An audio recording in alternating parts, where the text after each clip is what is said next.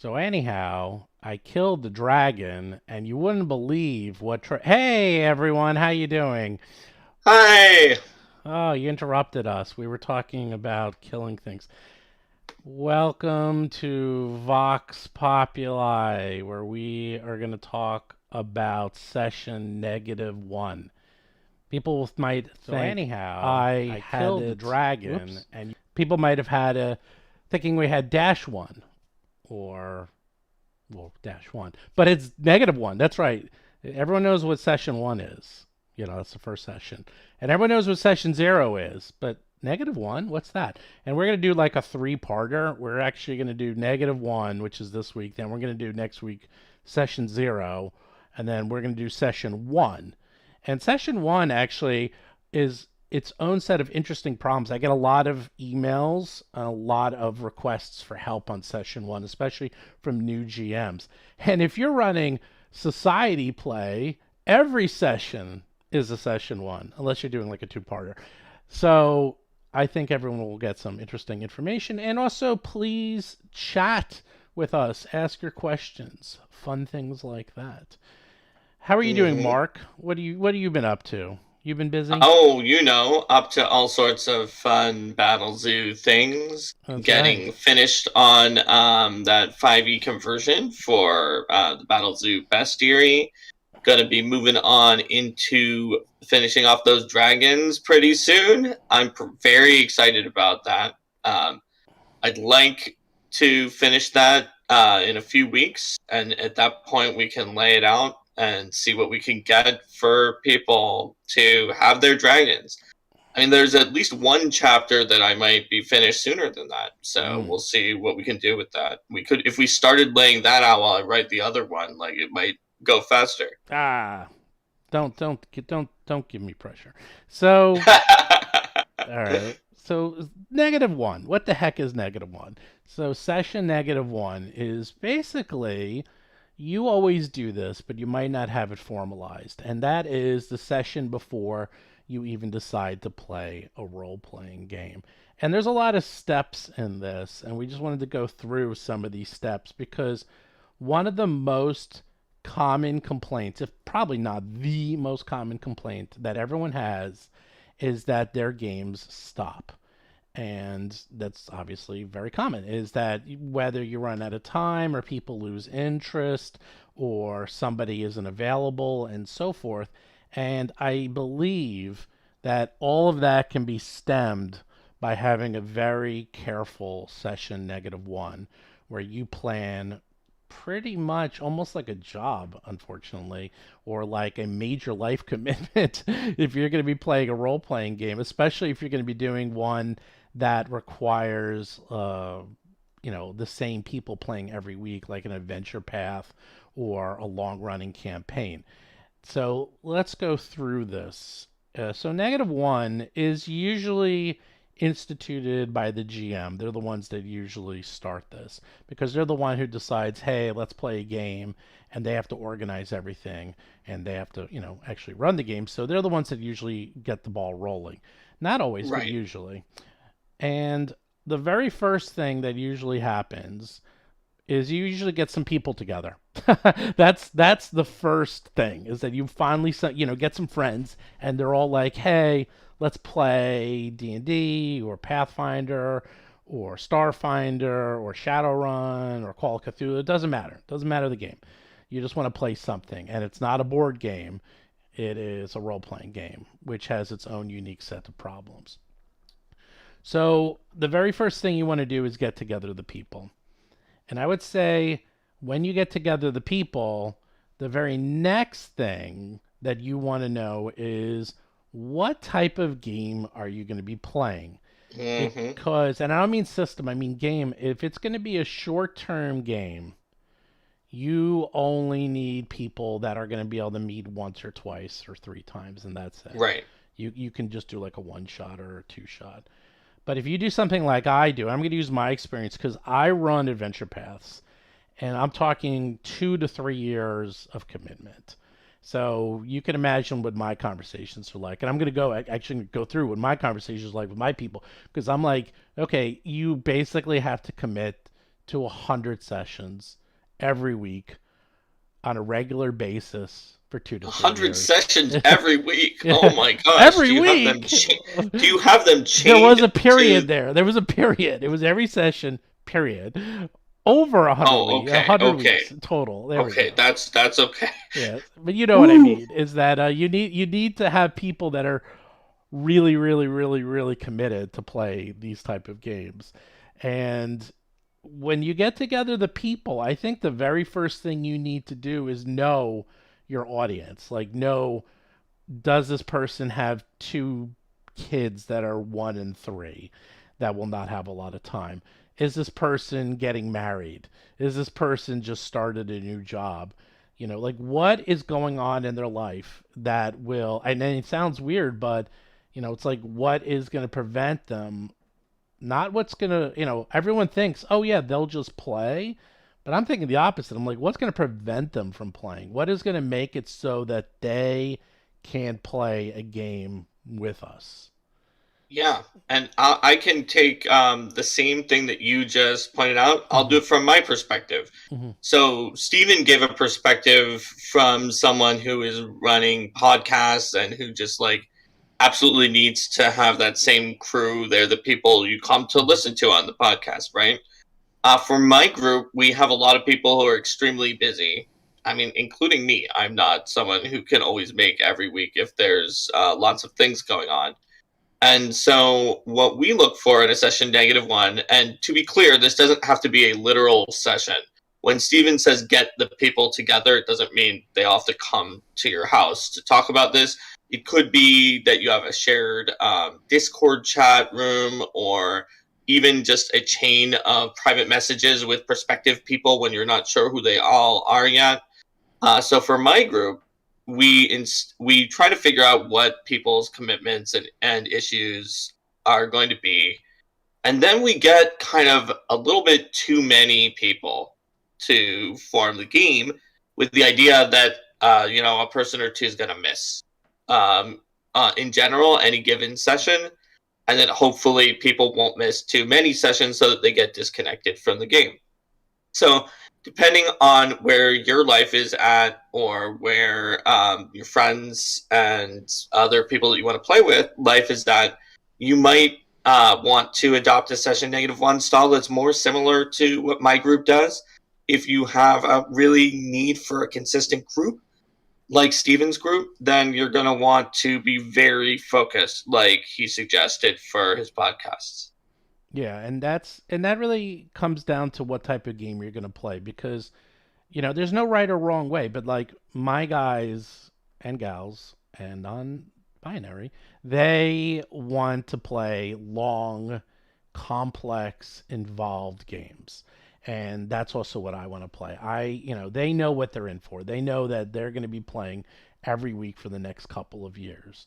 And that's fine. They're totally up for it. And to be honest, and this happens with every every game that goes on for a few years, you eventually will have a talk, or you will have an issue where it's like somebody has something, whether death in the family, or has to have surgery, or it could, it's just, or COVID, or there's a lot of things that can happen, and that you just have to adjust the schedule. And this has happened like a few years ago when we were doing Dead Sons. We had to take off a whole summer. Now, for a podcast, I won't even get into that. It's a whole other thing. But we had a lot of we had a lot of shows ahead of time, so we were able to keep the podcast going without missing a beat. But we just took off the summer, and that was fine. Like, we just took off the summer, and we just stayed in touch to make sure the game didn't die. And then when the person who had an issue came back, we just started it back up again, and we finished the podcast, and we finished our gaming. So that's something else to keep in mind, is that you can take off time, and we often will take off a couple of weeks, especially for these very, very, very long gaming sessions. But if you have something that's just like an adventure, that's like a module, and then you think that's only going to take 3 to 6 months, same thing. I mean, you could take off time, but you probably want to keep it going, because the thing is, once you stop, it's amazing how easy that becomes permanent. It's you know Usually it's the GM who will continuously poke people, but what I do is I have somebody who's not me who becomes the gatekeeper, and they send out the invitations every week. They send out an invitation just using, Google Meet.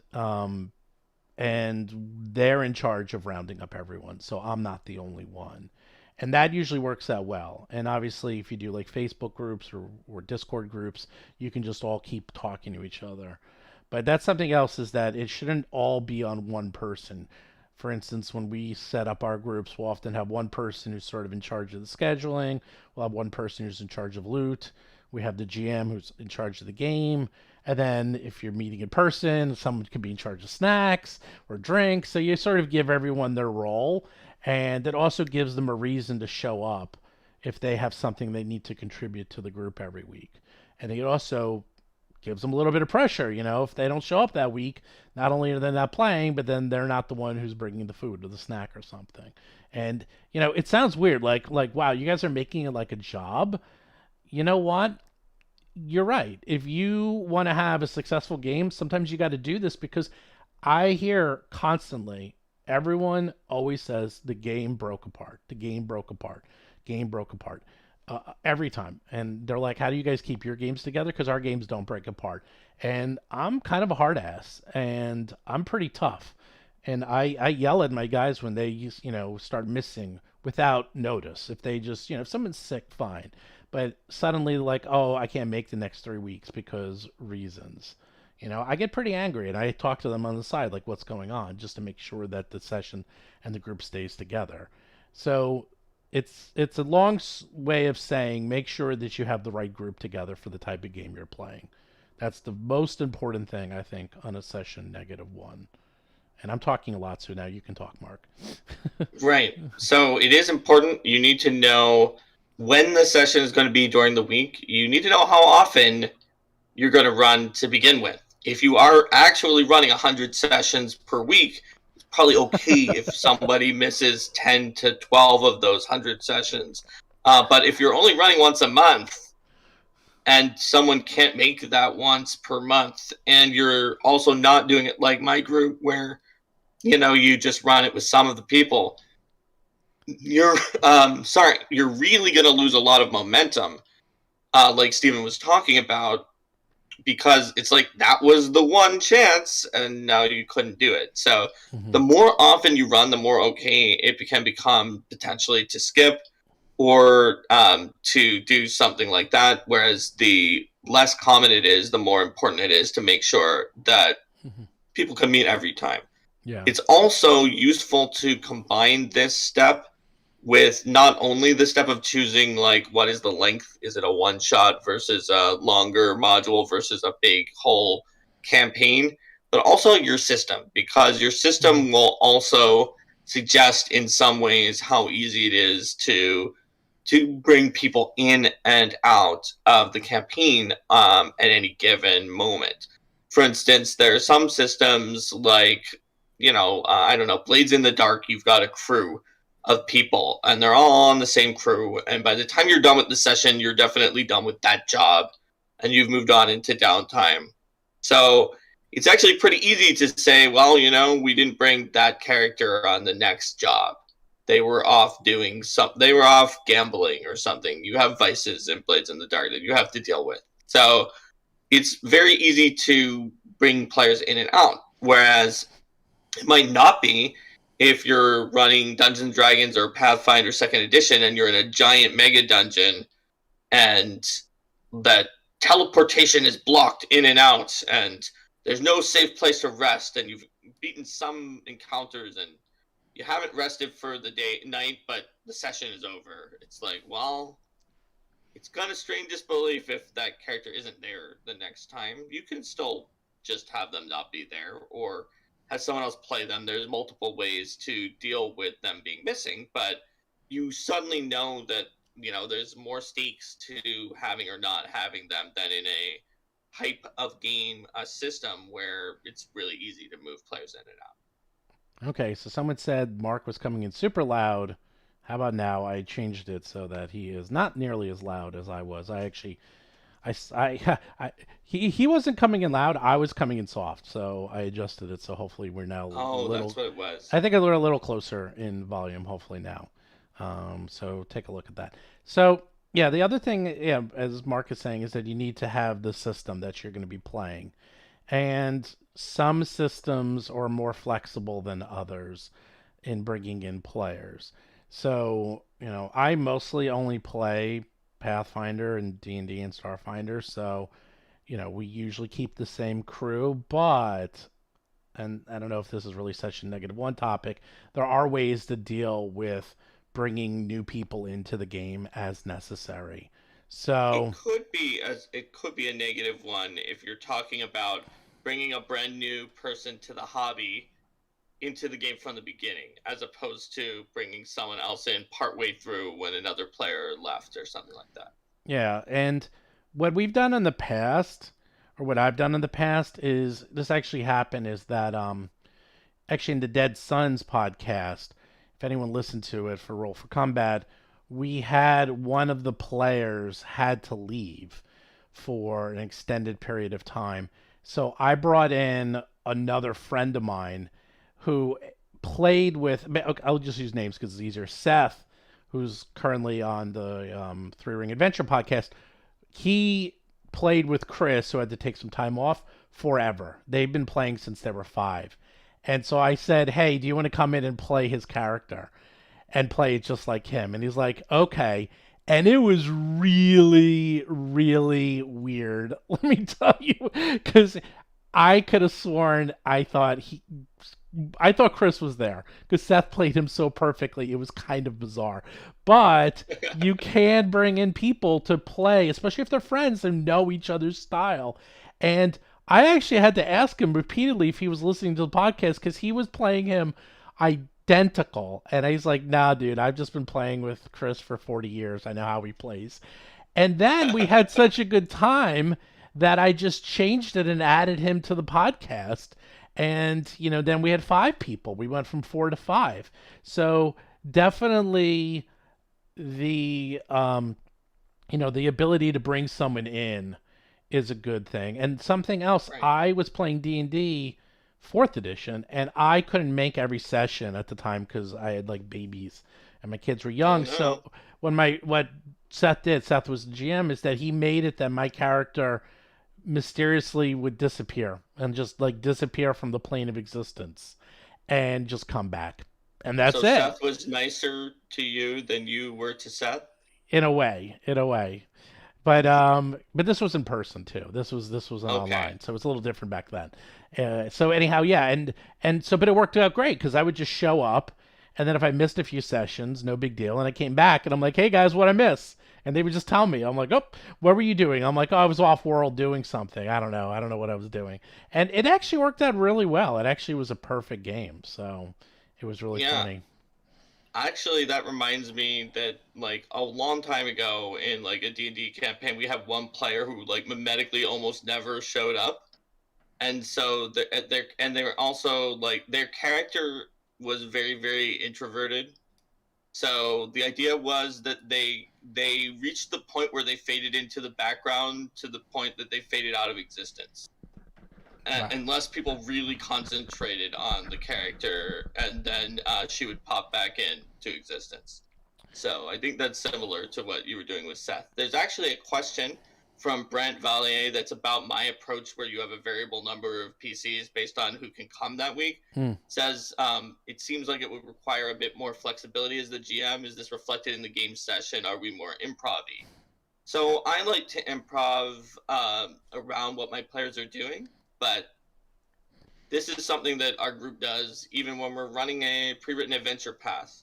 Pathfinder Second Edition especially makes it incredibly easy to adjust an encounter on the fly based on the number of people that showed up that week. It's like, oh, look, it's this many people. You can add this much to the encounter. And almost in a sense, like if you look at Pathfinder Society scenarios, they automatically kind of try to adjust for that with challenge points. But just RGMs are pretty skilled at that, whether they are me or Linda, who kind of, have worked at Paizo, or even the other GM who hasn't worked at Paizo is still pretty skilled at picking out some things to add to the encounter and make it work based on who's showing up that week. So Hmm. it takes a little bit more flexibility, but you don't have to be a master at improvisation to handle it, as long as you learn the encounter building guidelines and how to adjust those. Yeah, so the other thing we were talking about system. So once you figure out the system, you want to figure out what you're going to play. And as I Mm-hmm. said, it mostly, most people will. Okay, there's only really three types of games I would say. There's one shots slash society play, which they're not exactly the same, but I'm going to lump them in the same because they are basically one shots. And one shots actually are you got to be careful with because they require a lot of work on the GM side, a lot more than you might think if you're not used to them. There's pre-published adventures, medium-sized, or custom-written adventures. I'm kind of making them the same thing, and that's something that might just take a couple of weeks or couple of months, depending upon your gaming sessions and how long they are. And then you have, well, adventure paths. And adventure paths, you're signing up for like a year or 2 years or 3 years. Like you're signing up for a long time. And the thing is, not only do you want to know what you're playing, but you want to know if it's pre-published or it's going to be something that you're going to be building together in a custom build world. Because if you're going to be doing a pre-published adventure, and we can talk a little bit about this is a little bit session 0 too, but it's also session -1. You have to realize, because it's funny, I see this all the time when people are reviewing pre-published adventures, and they always say it's a little bit of railroady. It's a little railroady, and I'm like, yeah, it's a pre-published adventure.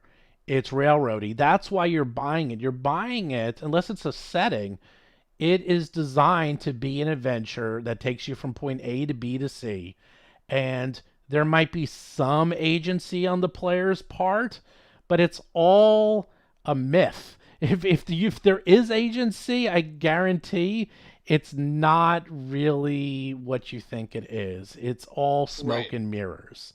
If you got to make a real decision that completely changes what happens Right. in the next book, every book, and there was only one, and there were only two choices, and it completely changed the next book in a 6-part AP, then by the time that you were on the sixth part, you would wind up needing 32 different volumes just for the sixth part to handle all the branching factor, Yeah. right? Or one volume that's 32 times shorter and just is like, well, instead of 96 pages, there's a 3-page adventure that is just your branch of each of the paths. You can't do that. So while there may be real consequences that do change the ending in a certain way, they're typically going to be like a point system of victory points that are tallied up, and they're not going to actually, even if they bring you apart, they'll come back together at a choke point. That's sort of like the less railroady structure of a published adventure is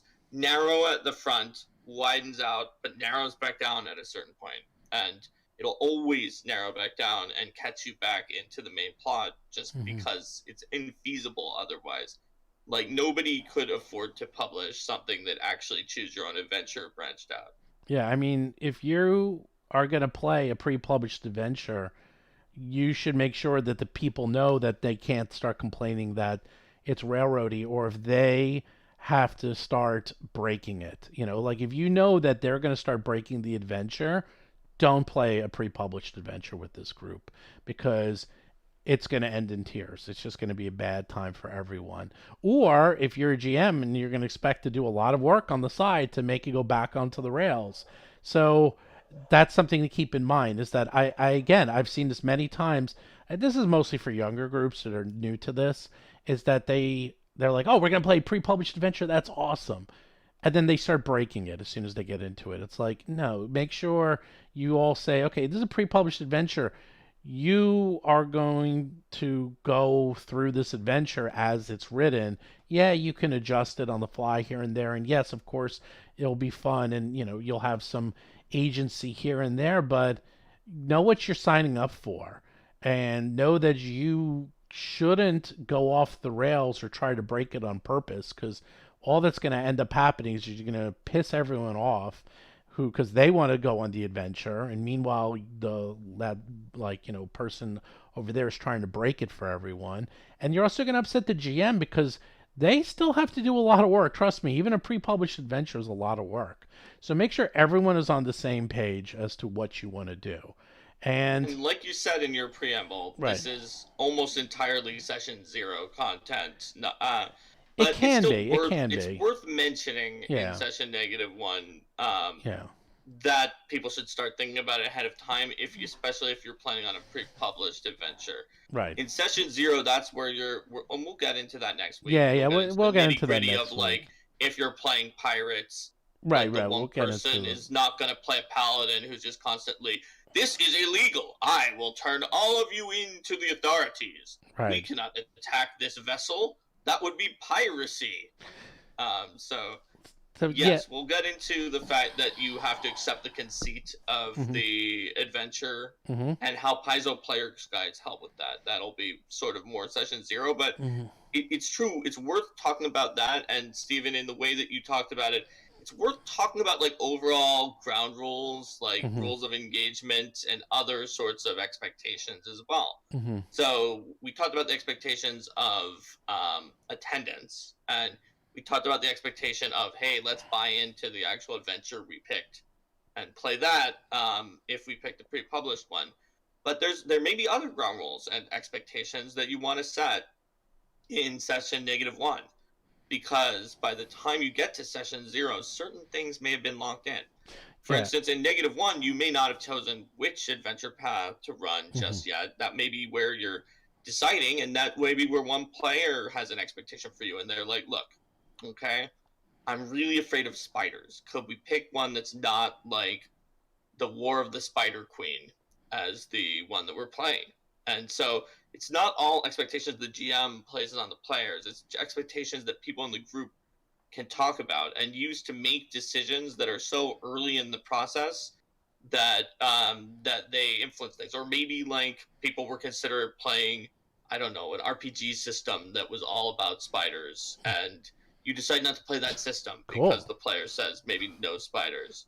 So you can get out your expectations, and you could talk about things like I just talked about phobias. You can talk about lines and veils and things that you don't want to cross. So for instance, like every character in Blades in the Dark has a vice. I mentioned that earlier in this episode. If you don't want to talk about vices and gambling and other things that a person who's in a really bad mental state has to deal with, that's how hmm you get rid of stress in that system. So that might not be even the right system. So getting those understandings of what everyone's expectations are for the game before you even lock anything in and go to a session zero is important, because a lot of people will say you can talk about that at session zero, but by then, like if the GM's like purchased an adventure path and has prepped it up and is ready to get people building their characters, it may be too late to make certain changes, or you make them not as well as you would have if you had talked about it in advance. Yeah. So by the way, do you like the video? Do subscribe to the channel, ring the bell. It helps. It helps with the algorithm. So please, everyone, if you like what you see, hit that little like button. So we have another question, which is my squeezing arm road. What is the difference between session -1 and 0? So I was thinking about this while you were talking, Mark. And it really comes down to this. Session -1 is, in my mind, okay, I want to start a new game and I need to get together some players. And I'm going to think, okay, I'm the GM. And I'm like, okay, I'm going to start an adventure path for Pathfinder 2nd Edition that goes from level 1 to level 20. So I have to find people who are committed to play an adventure path with the same people for 2+ years on a weekly basis for 3 hours. That's what I need. And I have to find people that will commit to that. And that's my -1. My -1 is finding the right people to play this game with. Now, if I was doing Pathfinder Society, that's very different. I could just say, hey, who wants to play with me? Maybe I have 10 friends, and I say I'm just going to run a Pathfinder Society game every week on Sunday night for 4 or 5 hours, do people think they'd want to come and play? And here's how you can sign up, and maybe you have like a group or something. This way, yeah, cool. You have 3 people one week, you have 5 people the next week. That's okay, but you just have to figure out how you're going to organize the game and how you're going to play. That's session -1. You Right. don't want to do this in session 0 or 1, because then it's way too late, and then the game starts and then stops, and Right. that's the worst. You do not want this. London Matthews had a good way to put it, which is that -1 is for everyone's out of game expectations and needs. Oh, that's a good Whereas for idea. session 0, that's when you start actually Yes. figuring out the in game stuff and Mm-hmm. building characters and stuff like that. I think Yep. that's a good way to put it. That's a good way of putting it. Yeah. And the thing is, a lot of people don't want to do what I'm explaining because it might seem weird. Like, I said this on the podcast a few weeks ago that we schedule our games every week and we have a set time, and everyone's expected to make the game unless, there's something big like they're seeing a show or they're traveling or on vacation. But, you shouldn't be planning a dinner or something, with your friend. Um, do you have a game? This is part of your like life schedule now. People are like, that's weird. I'm like, not really. I mean, as you get older, you have to start scheduling fun, and more importantly, it's just nice. A lot of people, you have something to look forward to. You have something that you can talk about during the week with your friends. Like, it's actually nice having it scheduled every week. And it's just something to get over. Get over the weirdness, because if you don't do it, there's a good chance your game's going to die. And I can't emphasize that enough, is that every single game that I've seen die is either not scheduled in advance, or they're very loosey goosey with their people and say, it's okay if you miss a week or two. And then someone else starts missing a week or two. And then you go down from 5 players to 4 players to 3 players to no players. So, again, I don't know if everyone wants to use my approach, but again, I also play very long, complex games. So I have to do it this way. And I don't mind being the heavy. Like, they know I'm the GM, they know I'm the heavy, so I don't mind being rough with these guys. And The question from David Green, it's specifically about your style of getting consistent players that'll come every time.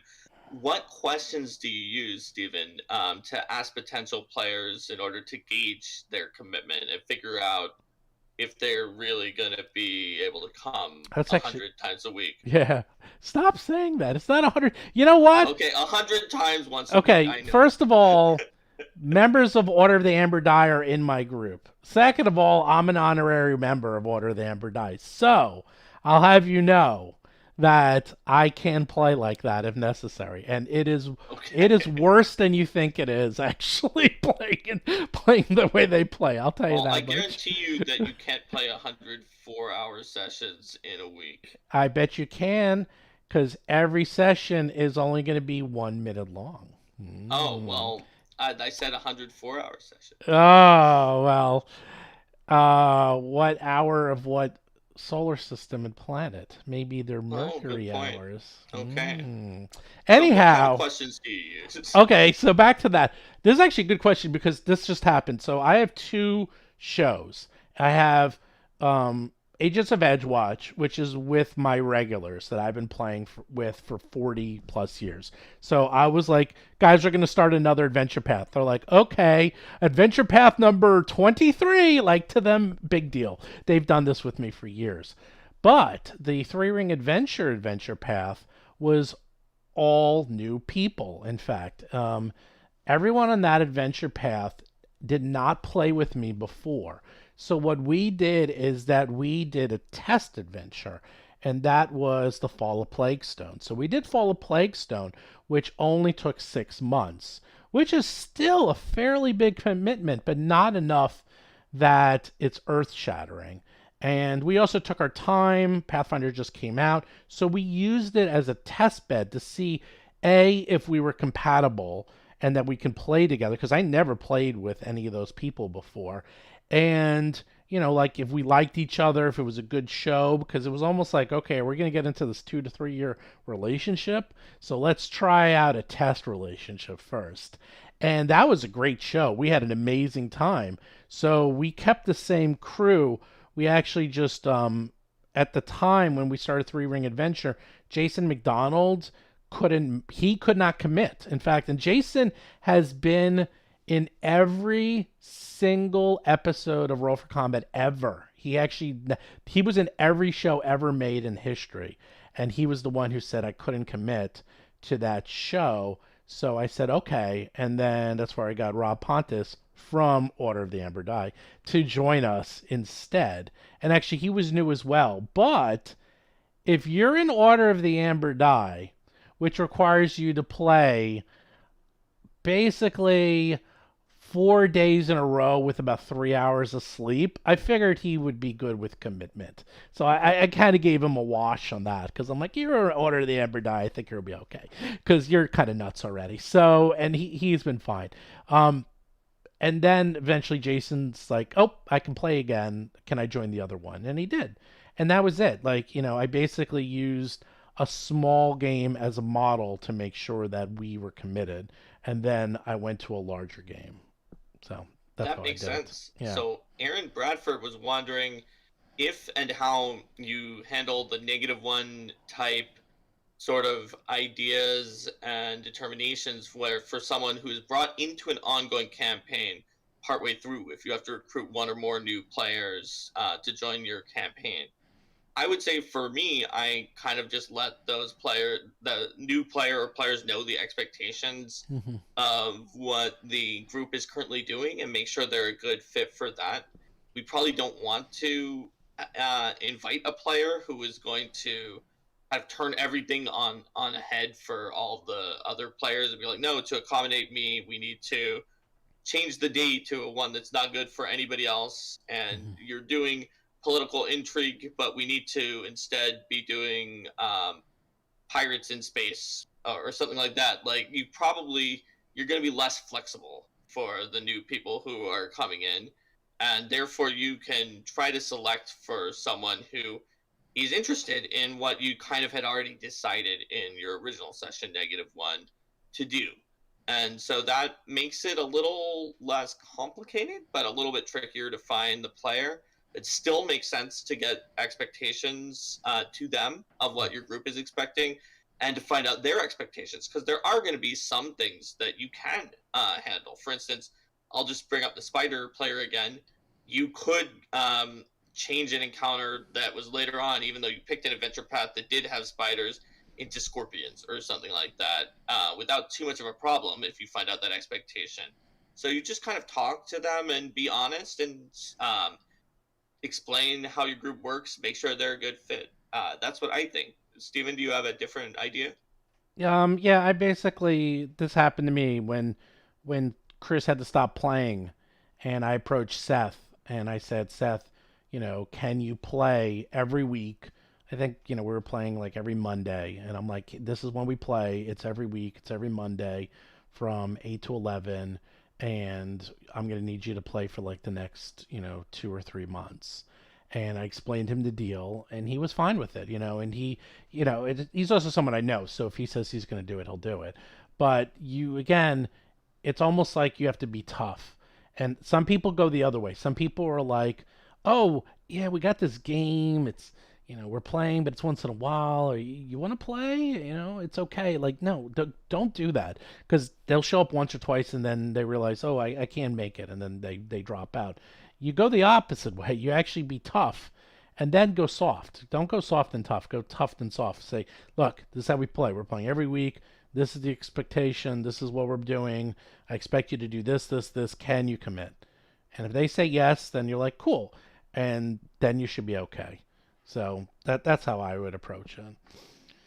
Yeah, that makes sense. And then we got a follow up that was very similar, but Mhm. for a group that never did -1 or 0, and is partway through the campaign, and they realize that things are possibly going to be an issue, and that they might fall apart, or that they were planning on just playing one. module, but at the end of the module, everyone was like, "No, let's use that as a starting off point for an entire campaign." Is it possible to run a -1 like just then? I would say yes. Yeah. You can figure it out at any time. In fact, you have an advantage over most GMs who are running a -1 in that you can do your -1 at the end of one of your regular sessions because Yeah. you have everyone there already and Hmm. they've been playing, and so you find a good dramatic point to stop for the night and then or the morning or whatever you're playing, and you say, okay, let's work out some expectations for moving forward since we've decided to make this into a longer campaign. And I think that that works. And at least for me, what do you think, Steven? Yeah, we actually have what I'd call up follow-up sessions every couple of months, especially when we take a lot of time off where we just recommit. For example, we have our games are every Sunday night and every Monday night, and that's it. We don't even have, we sometimes have backup dates, like a backup date might be a Wednesday night for some of us, but like that Sunday night for the Three Ring Adventure, that's it. That's the only day that we can meet, pretty much ever. So everyone knows that that Sunday night is just reserved, and I go out of my way to make sure I'm not doing things on Sunday night. Oh, wait, I just realized this week is the Super Bowl and I'm committed. Uh-oh, you see, I just messed up my own game. So I'm going to do, not right this second, but as soon as this is over, I'm going to tell everyone right now on the chat That they I, have to skip the Super Bowl that or they have to you'll skip the come Super after them, right? Bowl. And no, but I'm actually, well, I'm more into it than others. So this is what I'm going to do. I'm going to go on and I'm going to tell everyone, say, hey guys, I forgot it's a Super Bowl. I'm hosting a party. I apologize. Is any other day good this week or next week? And then we'll try. And if they say no, I'm like, again, I'm real sorry if that's okay. And everyone's usually cool about it. And we just do it next Sunday. And last week, someone was ill and they couldn't do it. So we couldn't play. So what ends up happening is that every so often you might have a -1 or regroup because someone is like in a play. This actually happened to us as well.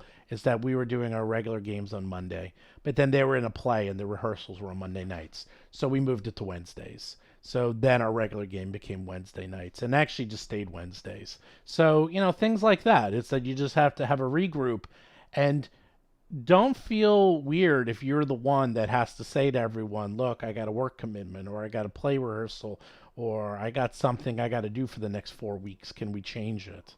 And, it's just, if you have a good group and everyone's committed, then they'll be committed to moving it to continue playing. Again, I can't say it enough. If you're wishy washy, you're going to end up having the game just disband. It's just going to happen because no one is being serious. No one wants to be that guy or that gal that comes out and says the bad thing. But, it's weird. It's like, wow, this is a lot of work to play a game because it's not a game. This isn't like sitting down and playing a 2 or 3 hour board game where you sit down, you play, and it's over. Like, this is a commitment that requires you to play dozens, if not hundreds of hours on a weekly basis if you want to have fun and you want to like continuously grow your character. And Till think, TPK do us part. well, but think about if you play an MMO. I mean, I know you're familiar with MMOs, Mark. I mean, I used to do Yeah. pretty damn serious rating in the day. No, I MMOs rated are have very high commitments for that. and If you can set up an very RPG, strict. if you can set up those raids in a Yep, guild, yep. people have been using those kind of skills on resumes Mhm, because someone who can actually get a high level raid to work mhm, consistently is a good organizer that you want at your mhm, company. mhm, And so, yeah, no, absolutely. In fact, I never really wanted to be that into having to do that much of a schedule when I was playing World of Warcraft for a project at MIT. I had a term project where I played it and then wrote a mhm.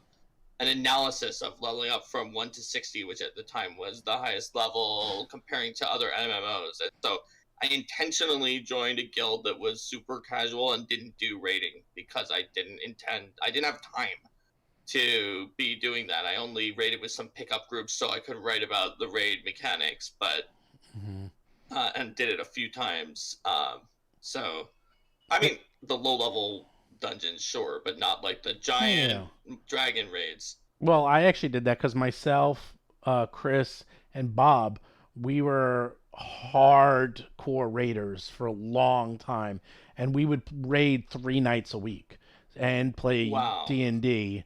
And these were long raids, but this is we're doing like mythic. I mean, this stuff is nuts. But and we were like top level raiders for a long time. But yeah, we played for years, and we would raid 3 nights a week, and play adventure paths. We'd play 3.5 adventure paths, and we had everything scheduled. Like we had, okay, we're going to be raiding tonight, then we're going to be playing 3.5, then we're going to raid here, then we're going to raid here, then we're going to go see a movie. I mean, it was like we had our entire social life worked out, and it was fine. And believe it or not, two of the three of us were married with kids at the time too, and it still worked out. So it is possible. You might think, oh, okay, you can only do that like if you're single and you have all the time in the world. Actually, the opposite is true. When you're single, actually, my single friends with all the time in the world are usually the hardest ones to get to pin down to a regular schedule. It's actually the ones that are married that have kids that are the easiest ones to pin down to a regular schedule because they're usually always around. So that's something else to keep in mind. And I actually mentioned that way in the beginning is that like keep in mind life goals or things that are going on in someone's life. Like if they're getting married and they're getting married, let's say in 3 months or 6 months, and they're going on a long honeymoon, and they're like, yeah, let's start an adventure path. You're probably gonna have a lot of sessions that are gonna have to be canceled, and you have to be realistic because they're not being realistic. Like, and if you're okay with that, fine. But keep in mind, you're probably gonna have a lot of sessions canceled because they're gonna be pretty busy with their wedding, or if they're having a baby or something. So Helen Savor is wondering whether the partners of the married players were handling it well too yeah, to have they all were those fine. raids. They were fine because we were rating. Actually, the group I was in was 10 p.m. to 1 a.m. Eastern, So so everyone people else were was already asleep. asleep Yeah, they were anyway. asleep by then, The and so it thing was that you have fine. to understand about Steven Glicker is that he has spoons and energy and he will just do things. Like I will come back and it'll be a time that like I'm still awake because I'm on Pacific, but for him at Eastern is like 2:30 a.m. and he will have been like, oh yeah, I just laid out some more Battle Zoo bestiary for you to look at, and I'll be like, Steven, isn't it like 2:30 a.m.? He's like, yeah, but I was really getting into it, and I think I can lay this whole section out. So, And I did. yeah, you totally did. Because it's fun. Yeah, I'm one of those that doesn't sleep. I don't need a lot of sleep. So, anyhow, but that actually was part of it. We actually joined a raid that went from 10 a.m. to 10 a.m. 10 p.m. to 1 a.m. so that 10 I a.m. could to do 1 it. a.m. is intense. Well, and for some Don't join people, 10 a.m. to 1 a.m. yeah, that's pretty intense. No, but we purposely joined a late raid, and in fact, eventually they even changed it to like 9 to midnight, and we're like, couldn't really do it because it was too early, and then eventually went from like 8 to 11, and we just had to drop the guild and move our guild. But there's an example of like commitment, like we were committed to not interfering with our life between like 8 p.m. and 10 p.m. So we actually changed alliances. Not only did we drop, I think we went from like Horde to Alliance to actually change guilds. And I think we changed servers too. So that is how crazy we are. You had to start brand new on No, characters, no, right? no, no. We did back then. There was actually realm transfer, and Wait, but back how then did you get from Horde to you Alliance? I could guess you could it's different. transfer. It's different than when I was Yeah, playing. well, when you were playing, A, don't forget we know everyone at Blizzard, or I do, and B, John Stats works there or worked there at the time, and C, they just introduced it. They just introduced that you can change from. Actually, I don't know. Now you think about it, you're right. I think we did have to redo our characters. I don't know. I've did a lot Yeah, of that was rating, the one man. I thing did I a knew lot of you could do rating. server transfers, but I Yeah, was yeah. pretty sure you couldn't I change it no, between actually, Alliance I and think Horde. about it. I think about it now. But anyhow, but yeah, I mean, and Chris to this day Chris still raids. Like I don't raid anymore. I haven't done it in years, but Chris still raids on a regular basis, and I think he does it 2 to 3 days a week. So we play on Mondays, and he just doesn't. He never joins a guild that raids on Mondays because he knows. But then when we have to make a makeup session, he's like, can't do it. He's like, I'm raiding on Tuesday, Wednesday, and Friday. So we're like, all right, Thursday, and if we can do it, if not, we'll do it next week. And that's something else. Like we're pretty casual about missing weeks. Like 1 or 2 weeks, I don't mind. Like after about 3 or 4, I get kind of antsy, and then I'm like, all right, guys, we got to play. We got to keep it going because otherwise you're gonna get like stuck, and then you're gonna stop showing up. So you got to be very careful about that. Um, the other thing I wanted to mention was someone oily right. Molten Core was actually designed by John Stats, by the way, who's on a regular one. He designed it. So if you played any Molten Core, you have him to blame for dying in the lava. So one thing I wanted to mention was once you get everyone together and you kind of know what adventure you're going to play, then you can start preparing for the session zero, which is if you're in adventure path, you probably want to hand out the player's hand guide. They probably want to start talking to each other, figuring out what type of characters they're going to play. You want to figure out, okay, are we going to be going from level 1 to 20? Are we playing a adventure that goes from level 5 to 8? Like, what are you doing exactly? And this is preparing for the session zero. And That's right. this is where the PCs really start then talking to each other, and you as the GM can hand back and just sort of help answer questions and guide them indirectly, but really let them figure out how they want to build their characters. And we'll tell you about session zero and the kind of things that you're going to do that in the next episode that'll be next week. So Yes. you can follow along with us for -1, 0, and then session one. All sorts of best practices and ideas. hmm Is there any other quick questions? I haven't seen any others in the chat. Okay. Well, with that, let's talk a little bit about before we get some quick questions. So right now we're doing a build a monster. Did you know that, Mark? Yeah, Did you know I that you did can know build a that. monster with Mark? Build a monster with Mark. And if you go to survey.rollforcombat.com, you can help us build a monster. Mark's going to build a monster every week. And this week, you get to vote on what type of monster it is. Personally, I like the Tyrannosaurus Rex with tentacles. I personally like that one. But I don't know if it's winning right now. Right now, it's very close as to which monster is winning. But if you go to survey.rollforcombat.com, you too There's can. only one loser out of all four, five of them. The others are Yeah, reasonably close. yeah, they're I think pretty I know which one close. is going to win by this Yeah, point, but but it could hey, you change. never know. And if you want, just go to news.rollforcombat.com and you can subscribe to the newsletter. So this week we are going to choose the type of monster, and then what are you doing next week in the newsletter? Well, I'm thinking about this because I was going to do level, but based on what monster it is, I may have a bonus question to find out more about them. Hmm. Like if it's the tentacle T Rex, that's very easy. That doesn't Mm-hmm. suggest an additional question. But I think there are some of these monsters that we might want to find out a little more about before we go into the level. So, for example, if it was a celestial leshy made with plants from the upper planes, we may pick which upper plane. And if it's a construct built by fairies, we may want to know like what kind of fae built the construct, and pick based on that. And if we don't do that, then we'll go into level next. And so I've got this Tentosaurus worked out. Rex. Tentosaurus Rex. Oh my god. We have to. It has to win now. That's the best name ever. A Tyrannosaurus Rex. Who doesn't want that? It's Well, basically. Steven, if we don't make it this time, I it'll know. make it into the next Perhaps. poll. Perhaps. That's true. That's It'll. true. I mean, I'll put it into the next list if That's it doesn't right. make it They'll this just time. keep going So through eventually. Eventually, we'll get through. But isn't. eventually, it will win, right? Right. Because there can't be that many that people would pick above that. I So know. I mean, you have a Tyrannosaurus Rex with tentacles. the funny And. thing is, I actually built a tactical Tyrannosaurus Rex for one of the one shots that I Ooh. created, just to run at a con. So it wouldn't be that hard to do, but we'll figure out what people want. There's some really good ones in there, and they're generally all pretty popular except one, uh, Hmm. which that one will not be returning to future versions of the poll.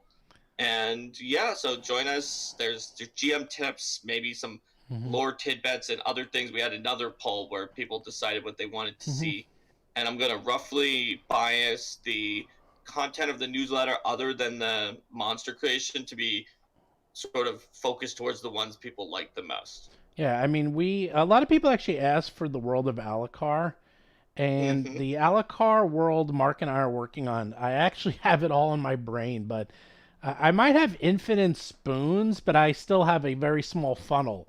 I have this many spoons, but I can only get so much out at once. So, unfortunately, right now we're working on finishing up the books that we have. But we are planning on all the next books. I mean, actually, Mark and I are well in underway for pretty much all 2022 is pretty much planned right now. So we're already Yep. going to 2023. So we're planning all of the books, and we're going to start dribbing and drabbing out some material about the world. But We right have a now, pretty decent yeah, idea of what the next 6 books are going to be. Yeah. yeah, we really have to get the Dragon book out because that's the one that everyone wants as much as we want Battles of Bestiary for 5e, which is just pretty much. It actually is done. I actually finished the layout today, so now it's just going through proofing, and that should be done really soon. And then Mark has a few more weeks, and then Dragon book's out. And Indigo Isle, I'll save for later because Indigo Isle is an absolute monster of a project, to And say the it's so least. interconnected with the It's 3 different so adventures. complex. Plus, I haven't started doing my pass of looking over it yet, so It's that's going to take some complex. time. It's complex. But we do have the monster part system built into that, and all That's new so cool. ancestries. And my favorite part about it, there's no humanoids, or rather, there's no like humans or elves or dwarves, like any of the common ancestries. They're not in there. I mean, they're in the world, but none are in this adventure path. Not a single one. I don't even think they're even in any of the art. It's just all the custom made ancestries, half of which come from the Battlezoo Bestiary that were, written by RPG Superstar contestants. So it's very much a custom built world that is fun. That's the most important thing I would say. It's a very fun world. It's not grimdark. It's not super evil, and you see a lot of role playing supplements out there are kind of dark, and they all have like dark borders and dark art, and this one is very colorful. It's very fun. It's actually Paizo does the same thing. Paizo also, I always like the Paizo art. It's really bright, colorful. Even if it's serious, it's still bright and colorful. And we have the same approach. It's like a very fun, brightful, colorful world. And I think there's enough. I think there's enough grimdark in the real world that we don't need it in our fantasy worlds too. So anyhow, with that, if there's no more questions, Yep, we still haven't queued up any questions during nope. that. So, So, well, thanks everyone. Hopefully you learned something about a session -1. Do like and subscribe. If you have questions, feel free to leave them in the chat, and we'll continue to answer them after this posts live. And do be on the lookout for session 0, which we will do next week at the same time, same place, Tuesdays at 2 p.m. Eastern. And of course, do hey, check we out. set our schedule just so I we can get a know, session -1. I know. We set our schedule. There we go. Um, and then also, do check out battlezoo.com if you want to check out any of the world of Battlezoo and Alucard. Do check out Roll for Combat, obviously, if you want to hear about all these podcasts I'm talking about, and you can actually hear us like do what I explained. And of course, do check out Arcane Mark because he has got another show today. He does 2 shows. He does 2 shows a week. Well, 3 shows a week actually. Three Yeah, shows a three week. shows a week with Two you. on So, Tuesday. He's like Broadway. He's like Wednesdays on Broadway. why not? Here, There I'll you put go. in the link for twitch.tv/arcanemark. That's right. There he is. There's also a Discord for Arcane Mark at tiny.cc/Arcane That's Mark, and right. there's a Discord for Roll for Combat too. Yeah, there's Is lots of that is Discords. that invite.gg/Roll for Combat? No, mine's just No. discord.rollforcombat.com. Oh, because mine's Just discord.rollforcombat.com. way cooler than yours. Oh, way cooler. Okay, yours is the best. Discord.rollforcombat.com. Do you have I'll put that there. arcanemark.com? We should get that for you if you don't have it. If it's available, I'll get that for you. We'll set you all up. That's what we'll do. First, I got to tell everyone no game this week because of Super Bowl, and then next, set up arcanemark.com. What if they all say that they want to play on the Super Bowl? Um, Then will you be the player who yes, that I'm the they gave a bad. last I'm the minute bad excuse guy. and tried I'm to the dodge bad out of it? guy. I'm the bad Okay. guy. But they know that I never play in the Super Bowl, so this isn't new to Yeah, them. I This think has they'll happened know like by now. this is like the third or fourth year in a row. So it's not like an unknown entity that I watch the Super Bowl. Fair enough. So, and then Monday is Valentine's Day, so it's a double whammy. But oh well, what can you do? All right, anyhow, anyway, everyone, see you next week.